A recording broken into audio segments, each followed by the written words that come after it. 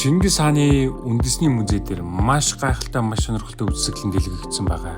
Арай очиж үзэж амжаагүй юм швэц. За энэ ямар очтой үзэсгэлэн бэ гэхээр Монголд болохоор орчин цагийн музей үүсгэн байгуулагдсны 100 жилийн хувьд энэ жил тохиож байгаа юм билээ. Тэгээд Чингис хаан үндэсний музей за мөн Итали улсаас Монгол улс руугаа элчин сайдын яамны дэмжлэгтэйгээр хамтраад Италийн сэргэн мандалтын төлөөлөгч Кирилл Сүүдрийн мастер алдарт зураач Караважогийн Магдаленийн намжлал их зургийг Монгол улсад анх удаа дэлгэж байгаа. Ямар ч үн төлбөргүйгээр.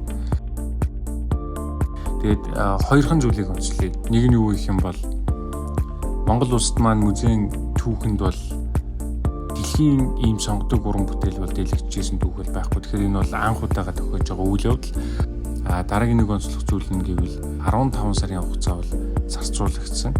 Тэгэхээр та бүхэн маань очиод энэ дэлхийн сонгодог бүтээлийг дэрэгдээс нь үзэхээс гадна энэ сэргээн завсарлах процесс хэрхэн яаж явагддаг талаар бас мэдээллүүдийг үзэх боломжтой гэсэн үг. За тэгэхээр дэлхийн сонгодог сор улсын энэ гайхалтай бүтээлийг та бүхэн маань дэрэгдээс нь эх орондоо тэр дундаа Чингис хаан үндэсний музейд очиж үзэх боломж байна.